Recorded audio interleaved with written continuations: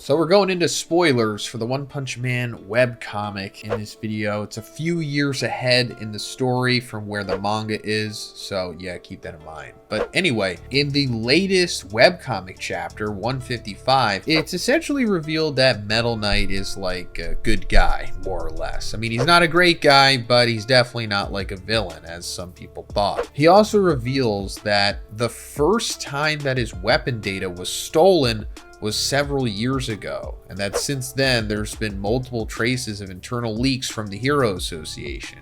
This is referencing how like the robot invasion currently going on has access to that weapon technology and the robots and all that stuff because it was stolen from Metal Knight. And then going further, Metal Knight says like, why did I let them roam free like that? Well, to gather intel and trace it back to the culprit. And then once I pinpointed the mastermind's coordinates, the entire Metal Knight series will storm in and it'll be over. But obviously it wasn't that simple. He still hasn't even come close to doing that yet. But later on in the conversation, Child Emperor says, you said mastermind earlier. Do you know who the culprit is? And Metal Knight says, that man.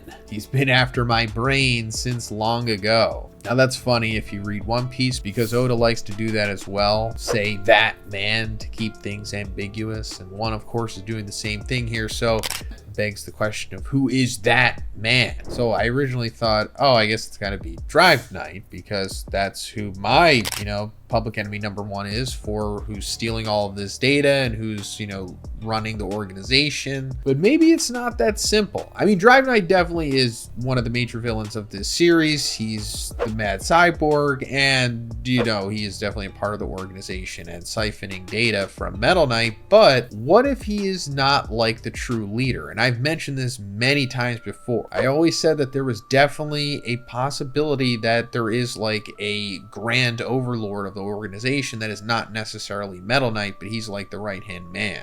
And that brings us to the title of the video and the thumbnail, and it's, what if it was Dr. Kuseno this whole time? Now, I didn't talk about this in my review for chapter 155 because I didn't think about it. It was you guys that mentioned this to me, and when I read that, I was like, whoa, that totally makes sense. Because I always thought Dr. Kuseno died unceremoniously. I think I even say that back in my webcomic chapter 140 review, back when it was released, that there was so much more potential for him and so much more that needed to be revealed about him and so much more exposition that he needed to deliver. Because, still, we don't really know much about Dr. Kuseno. He kind of just exists and then he dies. I mean, the most that we really get out of him, other than when Genos is talking about him to Saitama in season 1, is in chapter 140 of the webcomic, when Genos is introducing Dr. Kuseno to Saitama and he says, this is Dr. Kuseno. He rescued me when I was buried in rubble after the mad cyborg destroyed my town. He's a scientist of justice who has given me the power to fight. So yeah, that's pretty much it. And that really wouldn't be too big of a deal if it wasn't for the fact that this guy has some of the most powerful technology in existence. He's not just some hobbyist. He's on par with Metal Knight in terms of technological power. So it's not just like some random guy. He's somebody significant. So it's like, who is he? Why was he tracking the mad cyborg? Is it because he created the mad cyborg? But maybe it wasn't. Maybe it was Dr. Kuseno who invented the mad cyborg. Why did he get Genos as a kid or a teen or whatever, modify him, make him into this cyborg, give him this grand purpose of tracking down the mad cyborg, and then ultimately fake his own death? Well, I mean, I don't know. Maybe it's just some kind of grand experiment to where he needs to go through all of this to create the ultimate cyborg. Like he needs it to have this like crazy will and drive that's connected to like the human soul, and then I don't know, maybe it like synergizes with the technology and pushes it in a way that AI wouldn't be able to. Because that's another thing that is discussed between Child Emperor and Metal Knight in chapter 155 of the webcomic. Metal Knight says that both you and I misjudged the true value of the human brain. The capabilities of an AI that converges on uniform answers through collective learning and of the human brain are different in quality. every individual's brain that has accumulated effort and experience exhibits a unique creative power. It is the human brain that holds infinite potential. That's the conclusion I reached. That completed AI may have become something extremely close to a human, but he has a different ceiling than humans. He'll surely suffer. So maybe that, I don't know, in a way it kind of explains what's going on with Dr. Kuseino. Maybe he created Drive Knight, implemented this AI into him, but then realized that he could only get to this like ceiling and that he's suffering because of it. So then he found Genos, a fresh human kid, and then decided to go a different route with him. And didn't cyberize his brain or anything and implement it with the AI, but decided to go like the human brain soul route. And that way he can bring out this infinite potential, quote unquote. Because also another really interesting thing between Genos and Drive Knight is that they have extremely similar looking cores. And Dr. Kuseino obviously invented Genos's core. I mean, it's essentially proprietary technology unless stated otherwise, unless it came from Metal Knight, originally. But anyway, I don't think it's a coincidence. They're both coming from the same place, either from Metal Knight or Dr. Kuseino. And another really interesting thing about this is stated by Reddit user Go Fancy Ninja World. And it's that while they do look similar, they're both very different in their function. And that's because Drive Knight's core is a battery and Genos's core is like a highly efficient fusion reactor. And I don't think that's a coincidence at all, especially how they link up together in the Monster Association arc. Also, let me just point out that Dr. Kuseino's name translates to Dr. Stench, and I always thought that was really interesting as well. Like, I found that out a couple years ago, and now it's kind of like coming around again. Like the stock is raising on that, the price is going up. But anyway, like I said, that was all like this big grand plan to bring out the greatest potential of Genos. Building up this grandfather-like figure to him with this tragic backstory, and then ultimately having himself killed and Genos just going berserk, because that's obviously what happened. Genos is like in a berserk rage right now and is about to kill Metal Knight at the end of chapter 155. If he hasn't already killed him, he stabbed through him. So who is Dr. Kuseino in relation to Metal Knight? I don't know. Is it like his brother? Is it his colleague?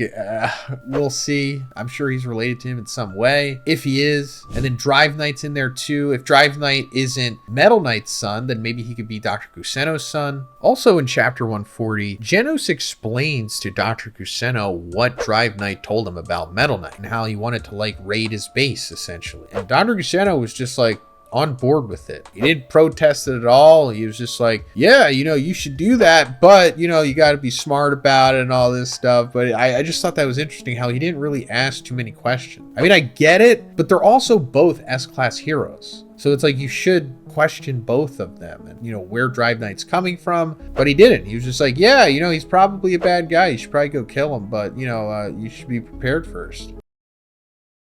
And then let's go into the last bit of this video, and it's Dr. Kuseino collecting Saitama's data. Something we've talked about many times over these last couple of years. And I think this definitely gives more credence to Dr. Kuseino being evil, faking his death, because this Saitama data has to go somewhere. And I've talked about that. About how like this is such a big deal and it seemingly went nowhere at this point, and that just doesn't make sense. Why would one orchestrate this big scenario where Dr. Kuseino straight up asks Saitama to record his data, like trying to understand why he's so powerful? Like, why would Dr. Kuseino need this? To make Genos more powerful? That totally makes sense. But it seems like there's more of a nefarious motive to this, because Saitama, like, I don't know, kind of doesn't want to do it at first because it might take a long time. Then Dr. Kuseino straight up bribes him with meat, one of Saitama's favorite things. Something he doesn't buy on his own. It's always gifted to him, which is, maybe going into the Ra lore. But I won't bore you guys with that Egyptian mythology stuff. But yeah, Dr. Kuseino's pretty hyped up on getting Saitama's data, and he does record it, and he falls asleep in the machine until suddenly at night, the machine gods show up, and, they kill Dr. Kuseino and blow up the lab. And that raises the question of like, did all of Saitama's data get recorded? Because if it didn't, why would he interrupt the data being recorded at this moment in time. And I don't know, maybe that throws a whole wrench into this Dr. Kusuno being evil theory, but maybe he did get enough data. And either way, I said that this data has to go somewhere. Whether it is Dr. Kusuno actually successfully recorded it and he's going to use it to make like a new crazy AI robot, or he's going to put it in the Genos, or he already put it in the Genos and that's why he's so powerful right now. Or on the other side of the coin, you know, like I've always been saying, if Dr. Kusuno is not evil and we're just going back to the standard timeline here, then the organization / Drive Knight will use this data in some way. But yeah, let me know what you think about this in the comments, guys. Is Dr. Kusuno evil? Did he fake his death? Has he been stealing Metal Knight's data? Is he responsible for creating Drive Knight? Let me know. ABI asks, hey Z, I saw this image of Saitama taking Murata's pen and drawing himself hair. Is this just a joke or is it something more? So, believe it or not, I don't think I've ever talked about this on the channel. And I remember seeing this when I first started it, you know, many years ago. This is like, I think from one of the first volumes. It's like, you know, some of that bonus art that you get in them. I forget which volume it is, but it's, you know, maybe in the first 10 possibly. Anyway, this is a joke for sure. I mean, come on, it's in the same vein as like Saitama getting scratched by that cat. But I do think it also means something more as well. Like, it is one telling us that yes, he is this strong. So let me elaborate. Going back again, when I said I started Zhoniin and I first got into One Punch Man, the power system and everything was very different. Saitama was for sure the strongest, obviously, and considered one of the strongest characters in all of battle manga, but he was just, you know, the strongest from a physical aspect, you know, durability and speed. That was it. He was kind of just like Juggernaut times 100 or whatever. I'm not saying, you know, he's stronger than Marvel Juggernaut, because you know how Marvel people get when you try to cross scale with anime stuff. And actually, I'll talk about that a little later. But there wasn't really much more to Saitama other than that. He was just the strongest from a physicality standpoint, right? Because that's all we really saw of him. Well, as the manga went on, it was clearly much more than that. We got to see the most of this when he went against Cosmic Fear Garo. And it was revealed that the way Saitama's power works, with his limiter being removed, is that he just continually raises his power level. And there is no limit to it. He will infinitely get stronger as long as, I guess, he's still alive and you keep pushing him to get stronger. See, he had gotten so strong from post-limiter removal, you know, before we meet him in the series, that his power level was just so high that there was no one that was even close to it yet, not even Boros. But once Cosmic Fear Garo came around and got the power from God, now suddenly he was just as strong as Saitama's power level had pushed him to be up until that point. But now that he had someone who was pushing him, he was progressively getting stronger. But considering that he was already the strongest, him getting stronger starts to kind of break reality. We saw that as Garo was like manipulating space-time and portals, you know, using the tactics that Blast would use, things that make sense, you know, more or less within the laws of the universe, you know, at least going by battle manga standards, trying to relate them, you know, to our reality. However, Saitama, as we've seen, none of that matters to him. And he literally just kicks the portal like it's like a hula hoop or something, which obviously you can't do. Even if we get to that point in our reality where we start manipulating space-time and opening up wormholes, you can't just have some random tangible human come and just kick it, you know, like it was a hula hoop or something. It just doesn't make sense. And that being said, it kind of does make sense, because that's just how strong Saitama is. The laws of the universe don't apply to him. Another great example of this is when Phoenix Man is trying to like gaslight Child Emperor into becoming a bad guy, essentially, and joining the Monster Association, or more so maybe just joining him as an individual. But he takes Child Emperor's mind to like this psychic realm that we've seen Espers are able to use and stuff like that. But technically, this isn't like a tangible place. It's not, you know, like a room you can just enter by opening a door. Saitama, however, he just enters this place, and then he can break it open physically. Again, stuff like this doesn't make sense, but that's just how strong Saitama is. Then, of course, let's go to the craziest feat that we've seen of him so far, or at least, I guess, debatably, and it's when he has been pushed to the strongest he's ever been by Cosmic Fear Garo at the end of their fight, that he is so strong that just a sneeze blows away the surface of Jupiter, which is a planet way bigger than Earth. That was just a sneeze. Imagine a serious punch. In theory, he could destroy not just the galaxy, but the entire universe. And that's just from a single punch. It's not some big Kamehameha or Spirit Bomb thing. So, Saitama, coming out of this image, grabbing Murata's pen and then drawing himself hair, I think lines up with what this being is. He's stronger than the universe itself. He's kind of like the Beyonder from Marvel, in a way. But to be honest, from what I've read of the Beyonder, I think I've read every single comic he's ever been involved in, I don't ever remember seeing him do things like this. Yeah, let me know what you think about Saitama's true strength. How it goes beyond just being really strong and fast, and it goes into just, you're something more than what reality and our universe can contain. Guy asks, hey Z, did you see the new Garo art from One Punch Man Volume 34? Some people are thinking it could be a new form. So I did see it, and it's pretty amazing actually. In fact, there's like two seemingly, and I say quote unquote, new forms of Garo in this volume. One on the cover, which is a form that I don't think I've seen before, at least colored this way. And then there's what I assume you're talking about, BBI, one of the illustrations on inside of the volume, where he has like sacred geometry around his fingers. Very cool, very aesthetic, return to form for Murata here. And it does look different for sure, but I'm not sure if this is like a new form, more so just an updated look at Cosmic Fear Garo, right? Because if you think about it, it's been about 2 to 3 years since Murata really drew this character, because it was like, 2022 when Cosmic Garo was introduced and fought Saitama, and I guess that was the last time we actually saw him, other than like, little flashbacks of the character like appearing in the Ninja arc or whatever. But this could just be an updated look at Murata. A couple years later, his style has improved and he just sees things differently. Maybe that's what it is. Because if it's not, then I don't know what it is. It could just be what a new form would have been, maybe a scrapped idea or something. Because the same thing actually surprisingly happened with Boros. Meteoric Burst Boros did have like another form after that, where he started looking like a Resident Evil monster or something. And you can kind of see some of it when you really look at Boros when he's firing off the collapsing star roaring cannon, because his mouth like opens, I guess, or something. But anyway, that form was ultimately scrapped, of course, but we did get a sketch of it. So it's possible that was similar to this with Cosmic Fear Garo. Not only the sacred geometry, cool picture of him, but also this one on the cover, because this looks really cool. He looks like a superhero or something.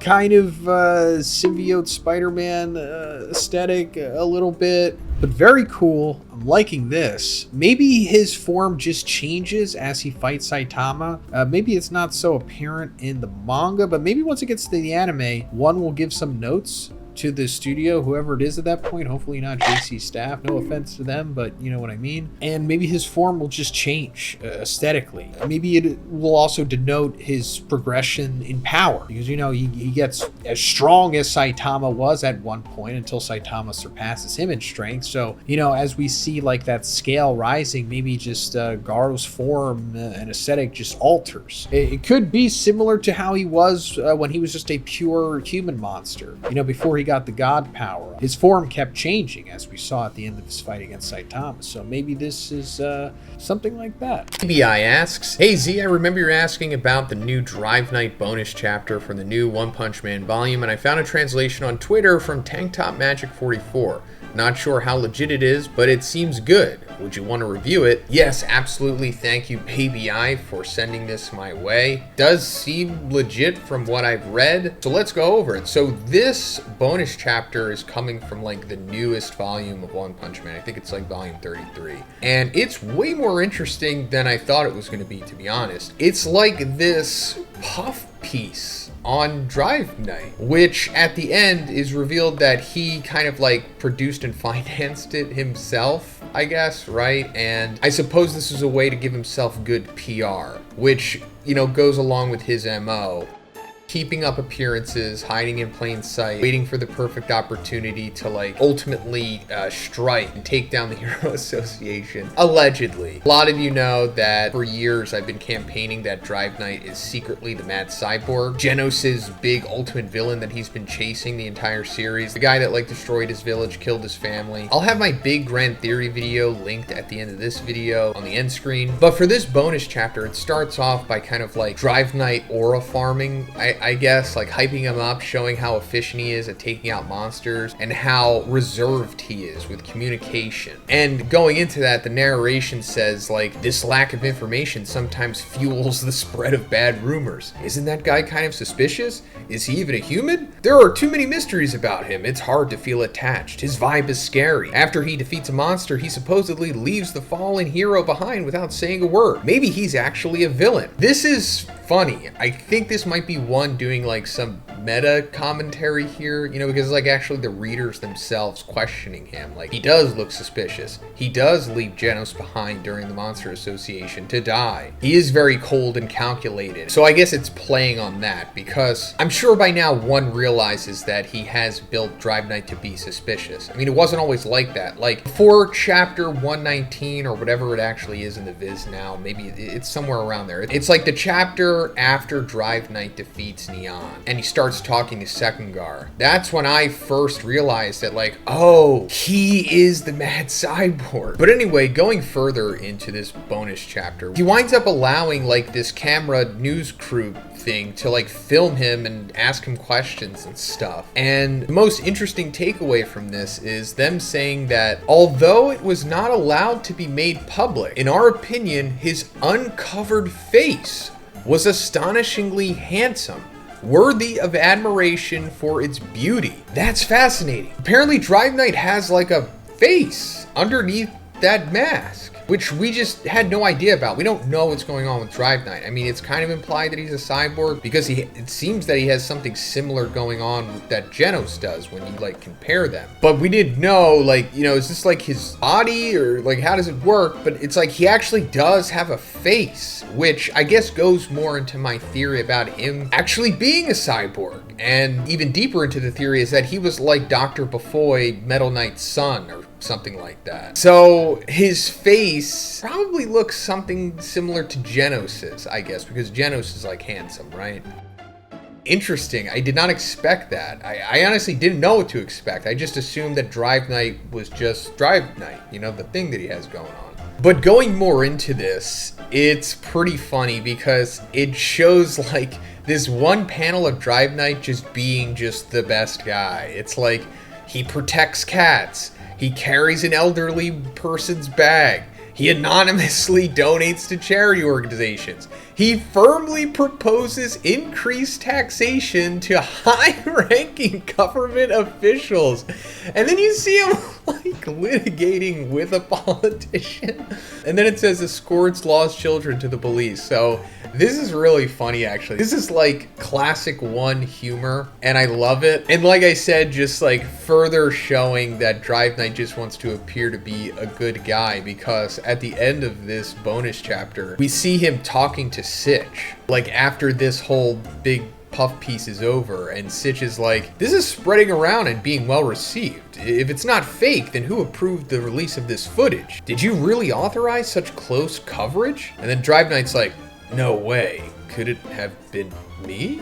This too is my way of fighting. So yeah, that's fascinating. This was a great bonus chapter. Probably the best one we've gotten in years. And like I've been saying, I think this is just further showing that Drive Knight is purposely putting this out because he wants everybody to believe that he's a good guy. Very much like a politician, right? Now, I'm not going to go into spoilers or anything. Not that it's been revealed that he's the Mad Cyborg yet. Even in the webcomic, that's not even close to happening yet. But he is going to come back, I don't know, maybe in like 2 or 3 years in the manga, depending on when we get to that point in the story. And it's going to be really interesting what he ultimately does and what he says. And I think maybe this bonus chapter is kind of prepping us for that. But let me know what you think about Drive Knight in the comments, because I think lately the opinion on him has kind of swayed. Because I remember when I was first coming out with him being the Mad Cyborg theory, there was, I think the majority of people were against me. which is understandable. I get it. But anyway, let me know what you think about Drive Night in the comments, guys. Yeah, asks, hey Z, thanks for making my questions the title of the videos. Hey, thank you, Baby I, for the continued support. Here's another I think you'll like.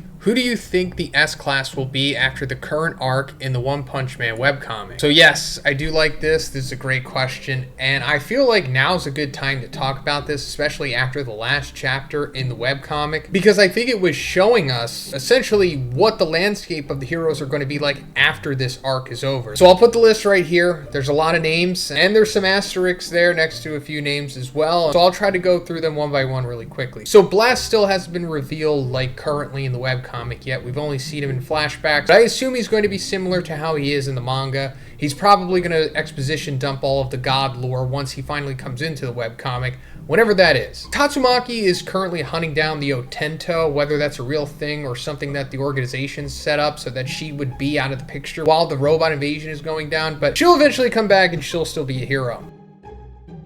Atomic Samurai, I honestly don't even know what's going on with Atomic Samurai in the webcomic. He hasn't been around. Maybe I missed something. I forget what he's doing. Metal Knight is currently fighting against Child Emperor, and I guess I'll just put Child Emperor in this as well. Both of them will eventually resolve this fight and figure out that they shouldn't be fighting each other and that they should actually be fighting the organization, and I assume that they'll both be heroes after this is over if Metal Knight survives this arc, which I think he will. Same thing with Child Emperor. He's going to come back to the Hero Association, I assume. King has an asterisk next to him because he's currently like finding himself by doing physical training or whatever. So it's possible he might come to the realization that I shouldn't be an S-Class hero and he might voluntarily leave them. Zombie Man has another asterisk next to him because I don't know what's going on with him. He underwent some kind of crazy training with Dr. Genus, and recently he fought against like one of the machine gods and he got like destroyed by it, and the machine god was like taking him back to the organization essentially, and Zombie Man was like saying that he was looking forward to not feeling pain anymore or whatever. Like he essentially was giving up, and then Dr. Genus was saying something along the lines of like, if you go berserk, I'm gonna have to like set off the bomb inside of you, something like that. So Zombie Man's kind of like a wild card right now. Drive Knight, asterisk next to him, you all know why. It all depends on when it's revealed that he's the Mad Cyborg. If it happens before this arc is over, then he will, you know, not be a hero anymore, but if he's still tries to stay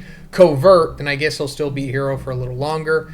Watchdog Man, he's Watchdog Man. Nothing's really going on with him. Flashy Flash, same thing that happened with Tatsumaki. He was kind of blindsided out of this arc, I guess by the organization as well. When he comes back, he'll still be a hero, I assume. Genos, you know, he's going around looking for Metal Knight. Same thing with Child Emperor. I think he's going to realize that Metal Knight isn't the big bad guy, and he's eventually going to come to his senses and realize it should be the organization that they're fighting against. Tank Top Master, he's still in the game. We saw him in the previous chapter. He's still doing his thing. Puri Puri Prisoner, pretty much the same. He's still going to be hero. Metal Bat, we saw that he's already coming around to the Hero Association at this point. Darkshine, he just got his groove back. He's definitely coming back to the Hero Association. Blue, I think Blue will eventually come to the Hero Association as well once the Neo Heroes, you know, fully crumbles after it's revealed that it's just been a puppet organization from the organization itself. Though I still don't know if he has like Blast's powers or not, or if his strength comes from the suit. It's still really unknown what's going on with him. My Mask is having like his return tour at this point. Yes, he still is kind of public enemy #1, but I think it's all going to get settled by the end of this arc, and they're going to let him be a hero again, despite him being literally a monster. It's going to be like the first precedent set, I guess. Webby Gaza is having like a turnaround as well. I think once this arc is over, she's definitely going to go over to the Hero Association, and they're probably going to help her with her cyborg stuff that's, you know, hindering her abilities to live. Raiden, I think he's going to come around to the S-Class as well. He's not like a bad guy, so I think that's destined for him. Excel, he's definitely a good guy. He's been going through a character arc lately. I have asterisks next to him because I don't know if he's strong enough to be an S-Class hero. He might be like regulated to the A-Class. Maybe he becomes like the new A-Class #1 hero or something, or #2, something like that. Moomin Rider, I have asterisks next to him because I don't know if he's going to keep the suit or not. If he keeps the suit that he currently has, then yes, he is an S-Class hero for sure. But if he winds up voluntarily leaving the suit, giving it up, or if it breaks or something, then he's, you know, C-Class level. Ryumon, asterisk next to him because it turns out he's a good guy, which was a twist, but I don't know if he's S-class level. He might be top 5 A-class. Garo, asterisk next to him. In the manga, it seems like he for sure is destined to become an S-class hero, but in the webcomic, it's not so clear. I think it's like 50-50 with him becoming a hero.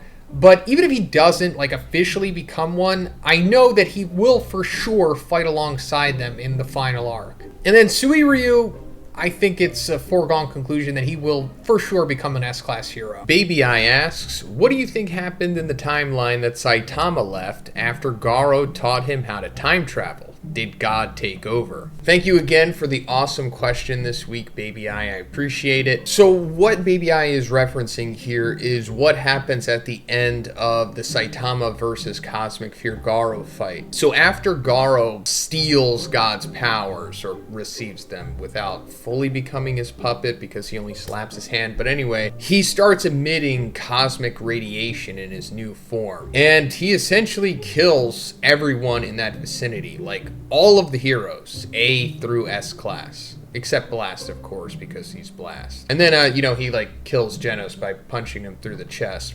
And after Saitama winds up defeating Garo, after coming back from the moon of Jupiter, Garo realizes what he had done, especially killing Tario. And in his last act of remorse and redemption, he teaches Saitama how to travel back in time by manipulating energy. And also, before Saitama goes back in time, God kills Garo by, taking his powers back and turning him into, salt. It's like a play on the Bible or whatever. Saitama can do this just because he's Saitama. It's like a subconscious type of thing.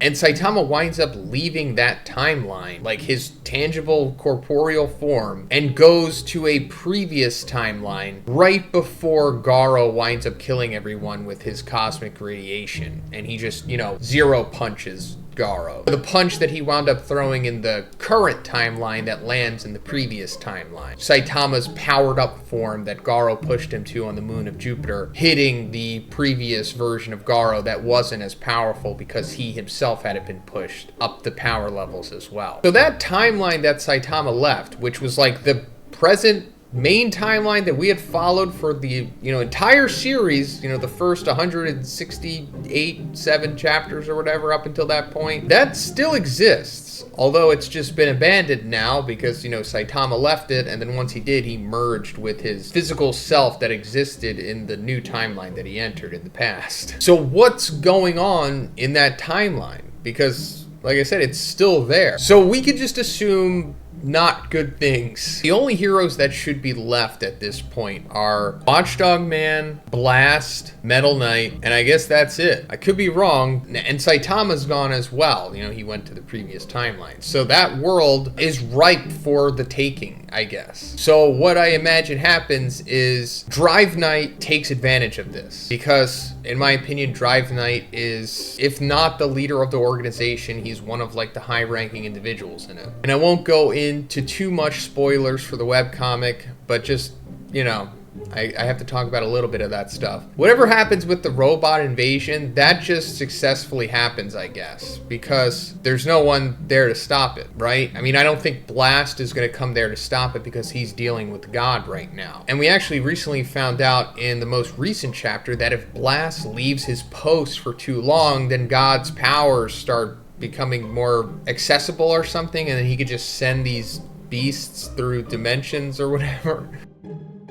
And if Drive Knight succeeds, then I think that ultimately leads to him resurrecting God one way or another, whether intentionally or unintentionally. And the only line of defense against all of this is Blast and his Guardians of the Galaxy, Watchdog Man, and Metal Knight. And that's definitely not enough. So I guess that timeline is just doomed to be taken over by God and Drive Knight. And it also makes you wonder, God can see over all of these timelines, right? Or at least he is aware of what's going on. So is he existing in multiple timelines, or is he just one entity existing across all timelines? Kind of like a universal constant being in Marvel, if you're familiar with those type of cosmic beings, where throughout the entire multiverse there's only one of them. If Saitama isn't a multiversal constant being, because obviously we've seen that there's multiple of him in the timelines for him to merge, then why would God be? I don't know. There's still just a lot of questions we need to be answered. And I do think that this timeline stuff is going to be addressed again, you know, because they still have Genos' core from the future, technically. But yeah, that's the best guess that I have right now. It's just essentially a doomed timeline. If God doesn't take it over, then Drive Night. Alright, so this new One Punch Man Season 3 PV got released while I was sleeping yesterday, and I woke up to a whole bunch of messages acting like some great tragedy had happened. Now let me also point out that this is a PV. Don't call it a trailer. People are going to get really upset. Okay, this is a PV. Never call it a trailer. It's a promotional video.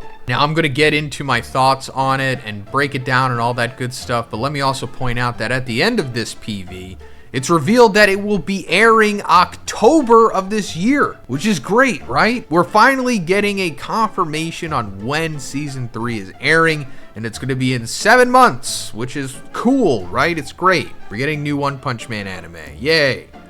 And with that being said, let me point out that I don't really care about the quality. Maybe 6 years ago I did, you know, when Season 2 came out, but I'm a different Zhoniin now. Just get the seasons out. That's all I really care about. Just let the anime breathe. Just get this content out and let us progress through the story and let the casuals eat. When I heard that JC Staff, the studio who made Season 2, was also going to be making Season 3, I already gave myself over to accepting that it was essentially going to be the same quality as Season 2, and judging from this trailer, that appears to be the case. There is no chance we're going to get like Demon Slayer quality or even Jujutsu Kaisen quality, so just get that out of there. That's not going to happen. Probably wasn't ever going to happen. And also, if there's any JC Staff employees watching this video for some reason, let me just say, I appreciate what you guys are doing. Honestly, I know it's really hard being an anime animator and working for these anime studios. I know it's extremely difficult. So just the fact that you guys are even getting this PV out was probably a chore in itself. So thank you guys. I appreciate it, and I hope that you're able to maintain a work-life balance. But considering how the culture is over there, that might not be an option. So yeah, and that's pretty much my thoughts on it. It looks how I expected it to look. And before I go into breaking down exactly what's happening in this trailer, let me say that I already made a video going over in depth what is going to happen in Season 3 from start to finish. I'll have that video linked at the end of this video, but if you're impatient, I'll have it linked right up here in the top right corner. I'm sure that video angered a lot of people because they don't like me assuming a portion of the story that is going to be covered in Season 3, but I'm pretty confident that that's what Season 3 is going to be. So yeah, check that out if you want to be spoiled or you just want a refresher on what we're going to get once this is released. But anyway, let's go through this frame by frame because that's essentially what it is anyway. And also, I'm going to try not to spoil anything. Don't worry. I know there's quite a few casuals that are probably viewing this video. And if you're not a casual, maybe you just don't want to be reminded what's going to happen in Season 3, so you can just enjoy it as it airs. And then one more little caveat here. The chapter numbers that I'm going to be saying are from the Viz chapters. This is like the official numbering of the chapters. Trust me, if anybody knows that there's 7 different chapter numbering continuities to One Punch Man, it's me. I'm kind of over it at this point, so I'm just going to go by the official Viz numbering because that's what's going to be in the volumes, and that's ultimately the only thing that really matters. So this first scene of the Avengers being assembled here is from Chapter 88. This is the team that is getting selected to go rescue Narinki's son from the Monster Association. Next, we're seeing Fubuki here in what seems to be an epic sequence, but it's more of a comedic one. This is from Chapter 87. Then we're seeing a My Mask in his new outfit. This is from Chapter 91. Then we have Puri Puri Prisoner beating up a monster. This is from Chapter 92. Then we're seeing Genos looking all beat up. I think this is him still recovering from the fight against Elder Centipede, right? This is from Chapter 87. Then we're seeing Flashy Flash take out a whole bunch of monsters. This This is from chapter 92. Then we're seeing Tatsumaki, Pig God, and Super Ally Darkshine. This is from chapter 83, which is for sure going to be the first episode of season 3. Also, somebody pointed out that Darkshine in this sequence is just a mirrored image of what he is in the first sequence here. Again, not hating on JC's staff, animators. Love you guys. Keep up the good work. Then we have Zombie Man here. He will actually have more than just 3 seconds of screen time in this season. This is from chapter 83. Then we have King walking down a hallway. This is from chapter 91. Then we have Child Emperor here. I think this is also from chapter 91. It could also be chapter 83. Not really that important. He's going to be in this frame for like 2 or 3 chapters anyway. Then we have Atomic Samurai dicing up some monsters. This is from chapter 92. Then we have Bang looking stern. This is from chapter 91.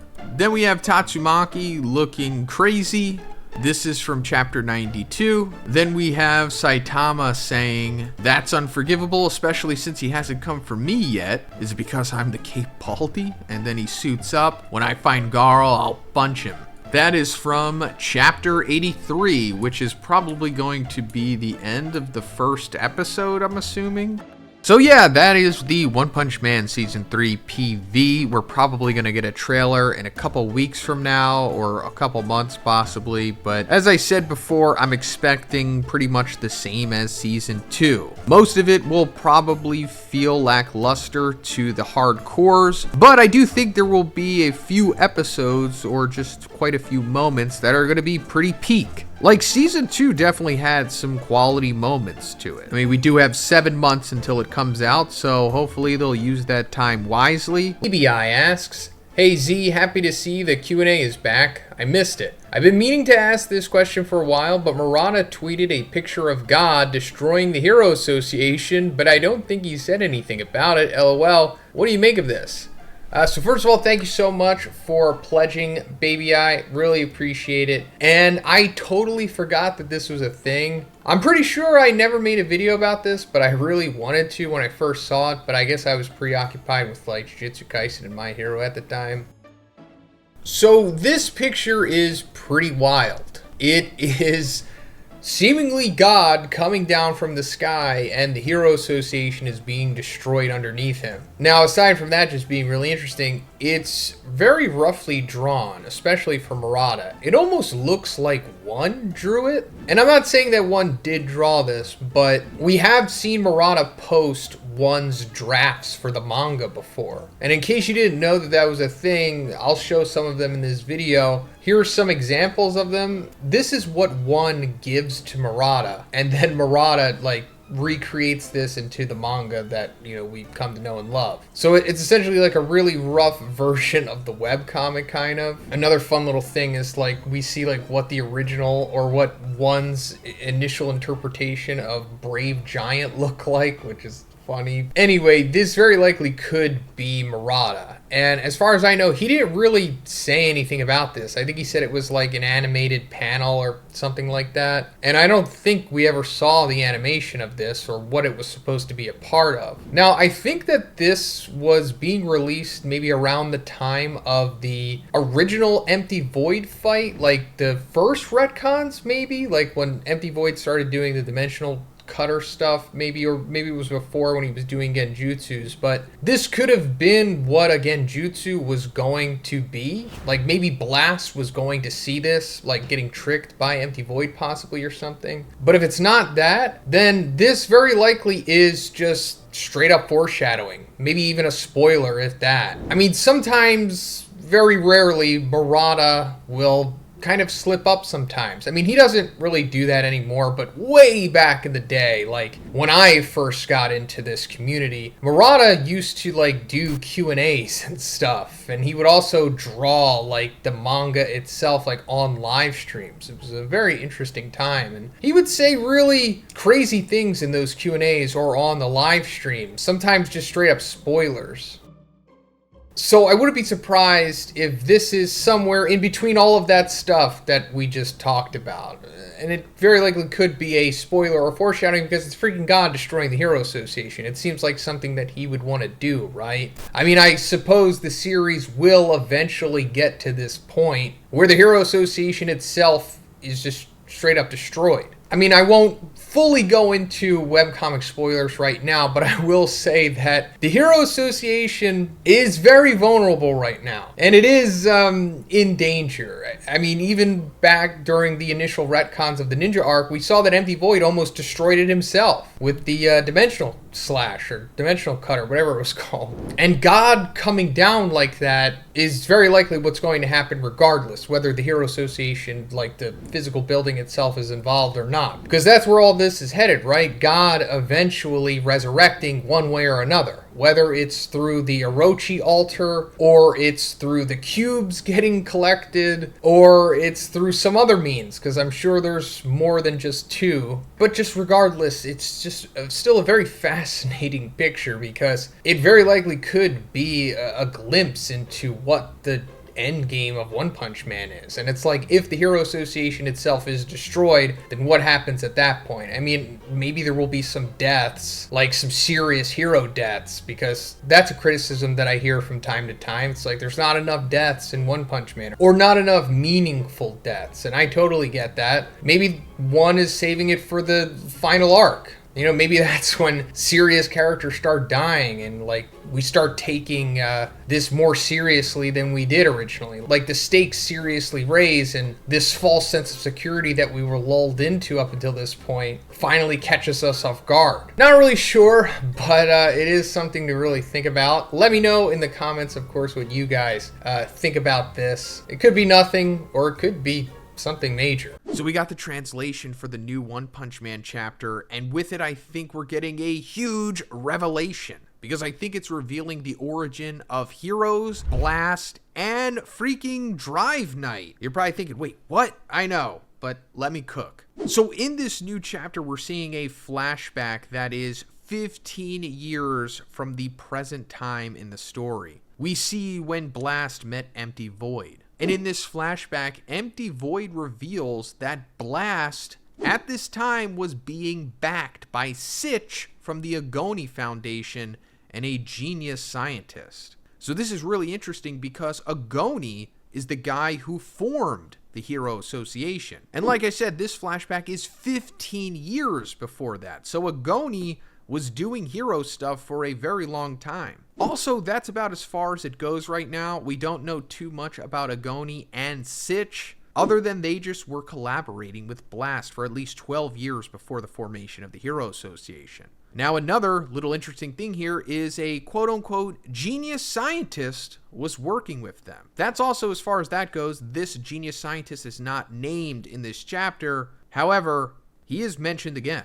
So later on in the flashback, it's revealed that Luna, aka Maya, the sister of Empty Void and wife of Blast, was killed. Apparently, she was targeted during a battle with a powerful avatar of God and died. However, Empty Void also says that the timing of it is weird because her research into investigating Blast led to her investigating the secret scientist that was working with Blast, Sitch, and the Agoni Foundation. And he speculates that this possibly had something to do with her death. So let's just cut to the chase. I think that this secret scientist is Metal Knight Dr. Bufoy. Why do I think that? Well, there's not really a lot of candidates, and I think that it's most likely him, given that he is already with the Hero Association. And, you know, he's definitely a genius scientist, probably the smartest of all of the technologically based scientists in the series. And I always thought that this was a possibility because of Blast's information in the One Punch Man encyclopedia. Now keep in mind that this came out like 10 years ago, and we didn't know anything about Blast at that point. Pretty much just that he was the #1 ranked hero. But we kind of just get this testimonial from Fubuki, who doesn't even give her name. And it said that there are many powerful heroes, and the one who sits atop them all is Blast. We were able to obtain the following rumor from a certain individual, privy to only the highest ranking members of the association. According to testimonials, Blast is an Esper who commands trillions of robots. So I always thought that this held some kind of water because it is coming from Fubuki, who is the sister of Tatsumaki, and we know that Blast saved Tatsumaki as a child and had a recurring relationship with her up to the current day. So Fubuki would probably know some stuff, right? And that, of course, is the reason why I always thought that Blast was some kind of Esper or something. You know, there has to be some kind of explanation to why he has the abilities and powers that he does. But this other little comment here about commanding trillions of robots never really made sense to me because we don't ever see Blast with robots. But if it is true that this secret scientist working with the Agoni Foundation is Dr. Bafoy Metal Knight, then that makes sense. And it makes me think that one had this plan the whole time. At least just this portion of Blast's origin. So, if this is Dr. Bafoy, then that means that he is aware of the God Cubes. And I say that because Blast started looking for these cubes 20 years before the first chapter in the story, which is 5 years before he meets Empty Void. It's also mentioned by Sitch in chapter 173 that at this time when he first started looking, that Blast had many other collaborators, not just Empty Void. And they were all searching for the mysterious cubes that could turn humans into monsters. And that it had been handed down over time as a kind of communication device with this god that some would call a type of opart. He had been collecting them and together with his collaborators attempting to analyze them. When we look at this panel, we see that the cube is encased in like a technology incubator thing, which very possibly came from Dr. Bafoy Metal Knight. So if Bafoy was aware of these cubes, then I think it gives more credence to my theory that he is responsible for the creation of Drive Knight. Yep, that's right. I can't go over everything in this video because it would run on too long. However, I already made a video about this. It's called Drive Knight is the Mad Cyborg. It's like 30 minutes long. I go way in depth into that theory, but it ultimately boils down to Drive Knight was the son of Dr. Bafoy. And something led to Dr. Bafoy having to turn him into a cyborg. It probably parallels the story between Genos and Dr. Kusano. There could have been an accident, or it could have been voluntary, or Bafoy forced it on him, or something like that. However, but I also think at this time, Bafoy may have been experimenting with the cube that he had found. But instead of like making a deal with God or talking to him, maybe he was trying to reverse engineer the cube or trying to extract some kind of energy or power from it. And I think while he was doing this, one way or another, it interacted with the creation of Drive Knight. And I think that that led to Drive Knight becoming one of God's top disciples, as I have been talking about for many years now. And yes, this also parallels to Cyborg's origin in the Justice League movie. No, I don't think one was inspired by that. I just think that it is like parallel thinking. Now at this point, I just want to quickly go into some spoiler stuff for the webcomic. So if you haven't read that, just keep in mind you will be spoiled because it pertains to future events of the manga. Alright, so as we recently found out, Dr. Bafoy did recover the body of Boros. He has like his quote-unquote corpse. I don't know if he's still alive. Possibly he seems to have low signals of life or whatever in a incubation tank thing. And since we're talking about Bafoy possibly having access to a cube or something, it's possible that Boros may come into contact with this cube and become an avatar of God. That's right, we might get Cosmic Boros. Now that's just one possibility for Boros. I do think it's more likely that the organization is going to find Boros and then turn him into their ultimate cyborg, which will ultimately lead to a connection to God anyway, but I just wanted to put that out there because, man, that would be cool either way. So I got my boy Mastar Media with me, and we're going to be going over the theory of God possibly being an evil version of Saitama. So I say that because the whole introduction of like the multiverse or multi-timelines has been brought into One Punch Man. And we initially saw it back when Saitama went back in time to undo everything that Garo had did in his original timeline, but then we saw it also recently with Empty Void using some kind of crazy quote-unquote jutsu to jump out of the causality of the universe and see all different timelines spawning from it within their own bubble. And it makes me wonder, like, where else is this going? Since it's being brought up multiple times, and we do know that multiple timelines currently exist. There is literally a timeline within One Punch Man right now where most of the heroes are dead, and Saitama doesn't even exist there anymore. So what if there is the possibility of a timeline where Saitama doesn't become the good guy after removing his limiter, but he becomes bad, and it leads to him becoming God? What do you think about that? Well, yeah, there's multiple theories about God being Saitama, and I think the initial thought is, hey, they're both bald, right? And they're both gods, I guess. But the real question is Saitama, is there another version of Saitama in all these parallel realities, or is he a singularity?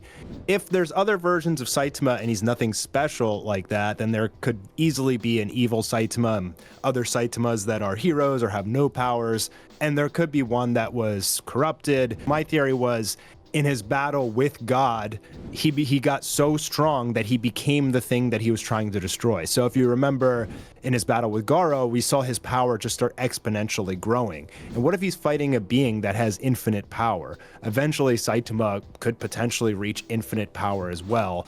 But he has a good heart, so like, I don't really see it corrupting him. I guess it potentially could have. Like, if he needed the power of God in order to destroy this God, and then he became it. That is a theory, but it's also an idea that Saitama has some sort of like good God inside of him, and this is essentially like Satan, and you know the monster God is essentially Satan, and that's why like Saitama has to fight him at the end to show that the good real God wins. But there's a lot of different directions Murata could absolutely take this, but if it is Saitama, the only thing, like one of the main things that doesn't really make sense to me is like, if he is this corrupted Saitama from another timeline, like this god is ancient, okay? Like he's extremely, extremely old. He's sealed inside the moon right now, or at least a version of him is. So I think all the parallel timelines, they're still supposed to be the same time.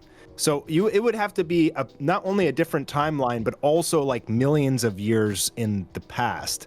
And I feel like that's just starting to reach quite a bit. Well, yeah, for sure. Because, well, first of all, we don't have enough information. And I wouldn't even have entertained this theory unless that timeline stuff was coming into play. Because it really makes you wonder. And also, it goes back to what you're saying. They're both bald. That's enough for me for a slam dunk on this theory. No, but you were also asking, like, you know, is Saitama, I think in Marvel it's called like a universal constant. Across the multiverse, there are no variants of an individual. They're only one of one. Like, only the coolest and strongest Marvel characters have that. And I was hoping that that was the case with Saitama, because if any character in manga is going to have that, it's going to be Saitama. But the fact that we saw two different Saitamas converge together, you know, after the whole time travel stuff, and merge into the new Saitama that we have right now, where his memory was wiped, kind of didn't sit with me the best. I would have just liked if there was one Saitama, even across all timelines, you know, but that's beyond the point. But it takes me back to thinking that, well, if that's a thing, then maybe there is an evil Saitama. And it doesn't even necessarily have to be in the quote-unquote timelines. Like I was saying, there could be just a straight-up multiverse aspect to this as well. Because when Blast and his boys are going in and out of what they call dimensions, we're still not even exactly sure what that is, other than, like, I guess the narration that we got a couple chapters back where it said Empty Void was going outside of the causality of the universe. But whatever that means, it doesn't even mean anything. It's just fun words to say. So yeah, ultimately there could be an evil Saitama instead of when he removed his limiter in our timeline and became what he is now, you know, the goofy, lovable, lackadaisical hero for fun. In that timeline, he just became Cosmic Fear Garo, essentially. Or maybe he was just a different type of Saitama. He was more into science and stuff. Well, first of all, there could be a difference between multiple the multiverse, like the parallel realities, and there could be a difference between that and the timelines, right? Yeah, Like, that's so what I mean. Saitama went back in time. He didn't go into a parallel dimension. He went back in time, and that caused him to fuse with his former self. So herein lies my question. If there can only be one Saitama in that universe because he'll fuse with himself, then wouldn't he fuse with God? Well, no, we were talking about the timelines. He went to a different timeline. Right, but like, if God, I mean, God is still in that timeline. He's in the moon. So shouldn't Saitama be like sucked up to the moon and fuse with him just like he did with his previous self? Like, if God was another version of Saitama. If he was another version of Saitama from a different quote-unquote timeline, yeah, I guess it would, since it happened when we saw the other Saitama. But if this is like a god from another universe entirely, then I guess the rules are different. It's not a parallel timeline to where they are in the universe. It's a whole different reality entirely, which has its own timeline. Like, think about Dragon Ball Super rules. In the Zamasu arc, when they used that ring, they went between the timelines. However, in the Tournament of Power, they went between universes. Right. Yeah, I mean, there could be a difference. Murata could approach it that way, but it would have to be like almost from both, because like if the multiverses are all the same time, like all the characters are the same age, right? Then this god is obviously very, very, very old. So, and he's in Saitama's universe. So he would both have to be from a different timeline and a different universe, and somehow have been brought into Saitama's universe and then sealed. I mean, that just seems like that's going to be way too hard to write. Like that, I mean, it's like too much. It's too confusing. It's going to have a lot of plot holes. I think it's way more possible that he's been around since the beginning of the universe and he's creating all these monsters for whatever purpose because he's trying to escape. You really, really have to reach and fill plot holes with things you're making up in order to get that story to make sense, unfortunately, because like it is a cool concept, you know, and you know they're going to fight at the end, and they're probably going to be very equal power like in the beginning, I'm assuming. So it is a definitely easy way to connect it and be like, oh, maybe he's Saitama from the future or the past or whatever.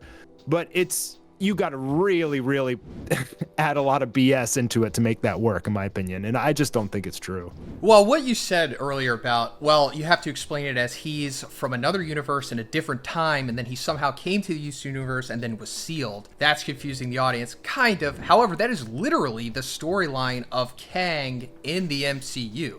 Like, that is it. So it is plausible it could happen in One Punch Man. I mean, it's manga. You could just say it happened. But for the sake of the video, I'm just playing devil's advocate. No, I don't think God is like literally a variant of Saitama, although I'm not completely writing it off. It is possible for sure. However, the only connection, as you were saying, you don't think there's a connection between Saitama and God. Maybe not, but if there is like some kind of tangentially speaking connection, I guess it would be the limiter. Because God obviously is aware of the limiter. Dr. Genius says God put a limiter on humanity, and he's not literally talking about God. He doesn't know who he is, but I think that was one, cleverly hinting at God, the being that we know of, the cosmic Satan, putting a limiter on people so that they can never become as strong as Saitama, because I think maybe God was the original person to remove his limiter. That's how he became so strong. He was like, I can't let other people do this, so I'm gonna limit everyone. Because at this point, this is gonna be really controversial to say, it seems like God is stronger than Saitama. And as we've established, Saitama can infinitely grow in strength if you keep pushing him. But just at their base levels right now, if God can make Cosmic Fear Garo that strong just by touching him, then yeah. It does seem like God is stronger, but that's why the final fight's going to be so cool, because Saitama's going to grow until he's stronger than God. And like, what happens then, He punches through the manga page.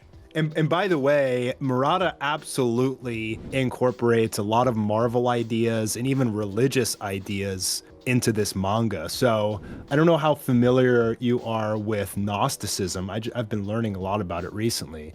It's like the very first Christians before like Roman Catholic Church, and they have a very different creation story than the one the Christians do.